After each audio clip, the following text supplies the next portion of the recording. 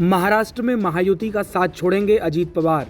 क्या शरद पवार करने वाले हैं महाराष्ट्र में बड़ा सियासी खेला? ऐसे सवाल लगातार महाराष्ट्र की राजनीति में उठने लगे हैं।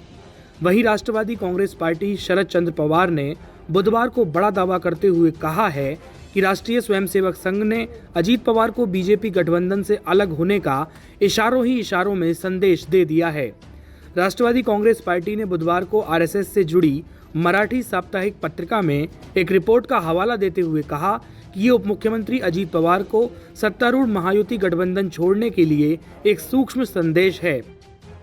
राष्ट्रवादी कांग्रेस पार्टी के प्रवक्ता क्लाइड क्रेस्टो ने कहा है कि लोकसभा चुनाव में झटका लगने के बाद भाजपा महाराष्ट्र में आगामी विधानसभा चुनाव जीतने की कोशिश कर रही है, लेकिन बीजेपी को एहसास हो गया है कि लोकसभा चुनाव की तरह ही आगामी विधानसभा चुनाव में महायुति गठबंधन को नुकसान होगा।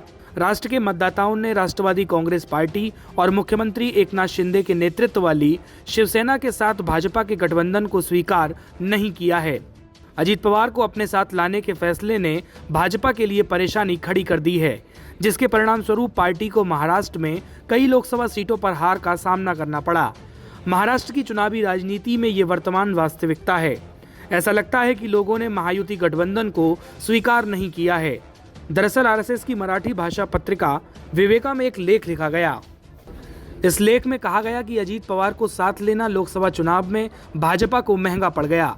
भाजपा कार्यकर्ताओं से जब सवाल किया जाता है कि लोकसभा चुनाव में पार्टी की हार की वजह क्या है, तो वे अजीत पवार के साथ गठबंधन से ही आरोपों की शुरुआत करते हैं। पत्रिका में आगे लिखा गया, उद्धव ठाकरे के कांग्रेस के साथ जाने के बाद एकनाथ शिंदे ने बाला साहब के नाम को आगे कर शिवसेना का नेतृत्व किया।